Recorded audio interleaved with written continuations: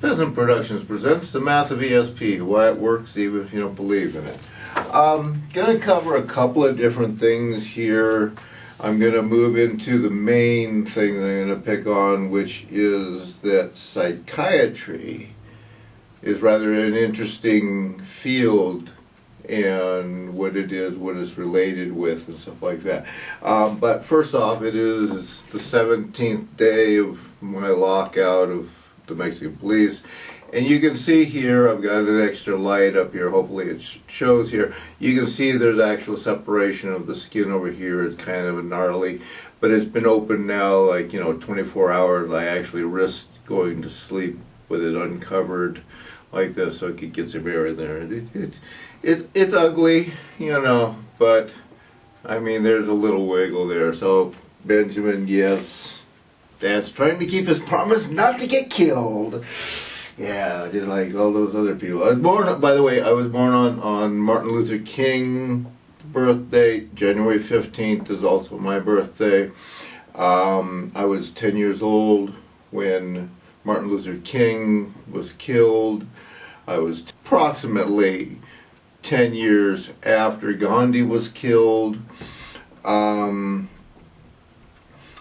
There's a variety of things that play in and out and weave through my life of that stuff. So it's rather interesting and fun in and of itself. Tomorrow is going to be the 12th of December, and I have been noticing an awful lot of weird stuff in the conspiracy theory areas of, and I'm not certain how many different ways they're playing it. I just know that there's several different things going on where, the NGO or the NWO, New World Order, New Government Order, is, going to do something on the 12th. There's going to be a financial crash on the 12th. The stock market, of course, is declining rather rapidly, and all the rest of the markets around the world are going with it. Excuse me. There is other conspiracy stuff out there. I think I've seen somebody saying something about December 12th and Revelations, which I know there wasn't any dates in Revelation, so I'm not too worried about that. But there's a lot of different play. And when the woman came, who is sister to Mina, my manager, trying to claim that she was from out of town and she was a big lawyer who had clients all over the world and everything, her energy was dark enough, gray enough, dirty enough that it was quite obvious she wasn't telling the truth. So I told her, hey, you give me the information who you are, you send me an email, and I will not open this door and not come out of this apartment for at least 2 weeks. When later on I went to look and see what that was, it was December 12th. So, what can I say? I'm not going out the door tomorrow as far as I know. There's been absolutely nothing on the outside of that door to show any proof, but needless to say, I'm in here, I'm still doing fine, even got a little coffee here to enjoy. Okay, so now, like I said, the other thing I want to do is I want to pick on psychiatry a little bit, and this is kind of more for my son than anything else.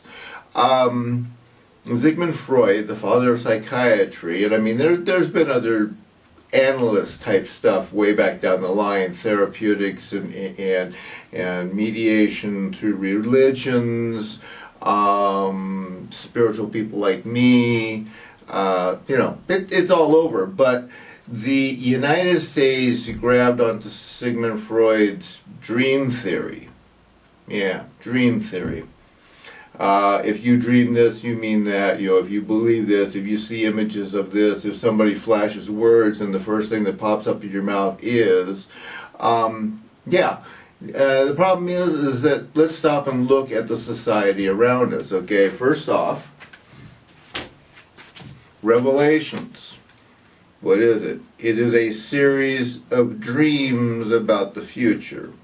What are most all of the prophetics in this entire book from start to finish? There are people seeing something that no one else saw. They are dreams that people had. They are warnings of gut feelings. You know, things like that, right? Nothing. So psychiatry is simply religion repackaged. And the difference is that psychiatry goes on the notion that there is no God. They are an atheist type belief. So they have all purposefully rightful ability to tell you that no God is greater than them and no God exists to do anything for them. So any dreams they have that are bad feelings, they should take the little yellow mommy's Quaalude pill, like in the 60s and the 50s, which was very popular to make mommy feel happy. What do women want to do? Women just want to have fun, okay? I'm sorry, I have nothing against the ladies having fun. I have nothing against women, and my ex-girlfriends will tell you that I was a rather enjoyable person to be around, and semi-romantic even. Even my ex-wife never once tried to accuse me of being in any way abusive to her, even though she tried to kill my son in front of me. Yeah, I took her on legally. I didn't. I never once hit her. Never once. So that's why I say, yeah, you have to stop and look at what you have out there. You have this whole society that goes from believing in religious dreaming to believing a psychiatrist who will prescribe drugs made by a company that has been tested anywhere from maybe as long as 15 years to a shorter period of time as maybe 5 years before it's released onto the populace. And if you look at medical data safety, medical safety data sheets, MSDS sheets, which are everywhere. Okay, I mean, they come inside pill boxes, and you can ask for it from them from any pharmacy, and you have to be given it by your doctor if you request it. But the law says the doctor would have to tell you about it beforehand.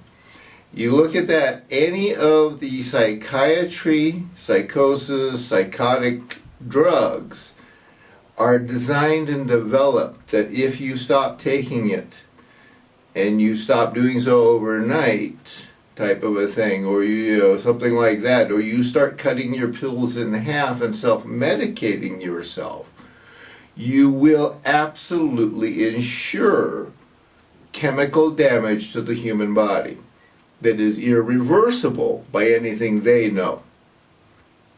Yeah. So the psychiatrist is giving somebody pills to be happy. In prison, it's very, especially in prison, it was very obvious that these people thought, oh my God, the judgment's drugging me, I can't do this, and as soon as I get out here, I'm going to stop. But you don't want to do that, sir. You don't want to stop. Go find a medical doctor to take you off of it and work you through whatever your problems are. Oh, no, man, I can take care of myself. I can self-medicate.